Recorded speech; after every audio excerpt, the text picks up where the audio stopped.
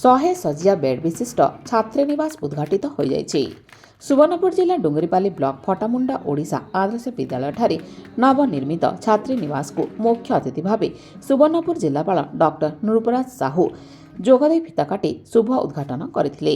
ସମ୍ମାନିତ ଅତିଥି ରୂପେ ଜିଲ୍ଲା ଶିକ୍ଷା ଅଧିକାରୀ ମୀନାରାଣୀ ମଙ୍ଗନ, ବିଡିଓ ଦିଲ୍ଲୀପ କୁମାର ବରା ଏବଂ ଗୋଷ୍ଠୀ ଶିକ୍ଷା ଅଧିକାରୀ ଗଣେଶ କିଷାନ ପ୍ରମୁଖ ଯୋଗ ଦେଇଥିଲେ।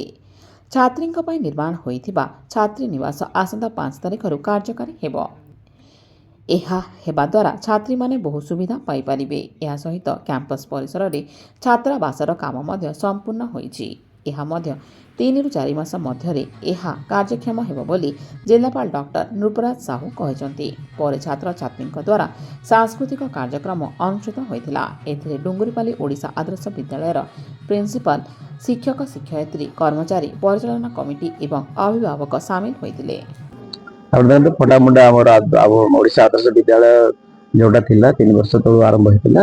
ବର୍ତ୍ତମାନ ଆମେ ସେଟା ଆଜି ଛାତ୍ରୀନିବାସ ଉଦ୍ଘାଟନ କରିସାରିଛୁ ଏବଂ ଆସନ୍ତା 5 ତାରିଖ ଠାରୁ ଛାତ୍ରୀନିବାସ ପୁରା ସମ୍ପୂର୍ଣ୍ଣ ଭାବରେ ଚାଲୁ ରହିବ ଏବଂ ଆମର ଛାତ୍ରନିବାସ ବି ବର୍ତ୍ତମାନ ନିର୍ମାଣାଧୀନ ଅଛି। ଆଉ 3-4 ମାସ ପରେ ସେଟା ମଧ୍ୟ ସମ୍ପୂର୍ଣ୍ଣ ହେଇଯିବ, ସେଟା ମଧ୍ୟ ଉଦ୍ଘାଟିତ ହେବ। ଆଜି ଆମର 100 ବେଡେଡ୍ ଏଟା ଆମର ଛାତ୍ରୀନିବାସ ହେଇଛି ଏବଂ ଛାତ୍ରୀମାନେ ଖୁସି ଅଛନ୍ତି। ଆପଣମାନଙ୍କର ସହଯୋଗ ରହିଛି। ମୋର ବିଶ୍ୱାସ କି ଭଲରେ ଚାଲିବ ସବୁ କିଛି।